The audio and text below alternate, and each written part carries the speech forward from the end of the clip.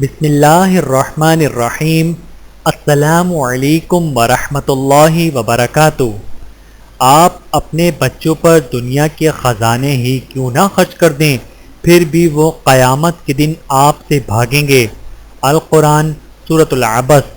لیکن اگر آپ نے انہیں قرآن کریم کی عظیم دولت تھما دی تو وہ روز محشر آپ کو ڈھونڈیں گے تاکہ وہ آپ کو عزت و عظمت کا تاج پہنا سکیں۔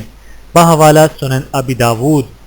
قرآن کریم جس میں انسانی کو قابو میں رکھنے والی کتاب، انسانی آواز کنٹرول میں رکھنے کے لیے قرآن فرماتا ہے اور اپنی آواز کو آہستہ رکھو۔ القرآن سورۃ اللقمان آیت نمبر 19۔ انسانی الفاظ کنٹرول میں رکھنے کے لیے قرآن فرماتا ہے اور لوگوں سے بھلی بات کہنا۔ القرآن سورۃ البقرہ آیت نمبر 84۔ انسانی آنکھوں کو کنٹرول میں رکھنے کے لیے قرآن فرماتا ہے اور مومن مردوں سے کہہ دو کہ وہ اپنی نگاہیں نیچی رکھیں اور اپنی شرم گاہوں کی حفاظت کریں۔ القرآن سورۃ النور آیت نمبر 30۔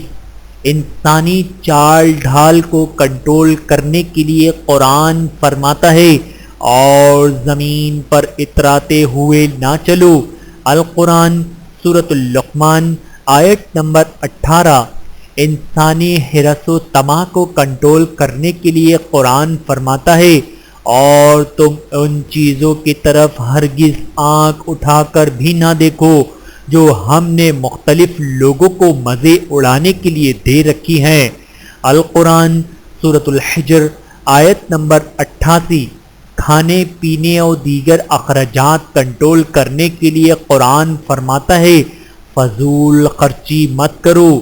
القرآن سورۃ الاعراف آیت نمبر 31۔ اللہ تعالی ہم سب کو سمجھنے کی اور عمل کرنے کی توفیق عطا فرمائے۔ آمین ثم آمین۔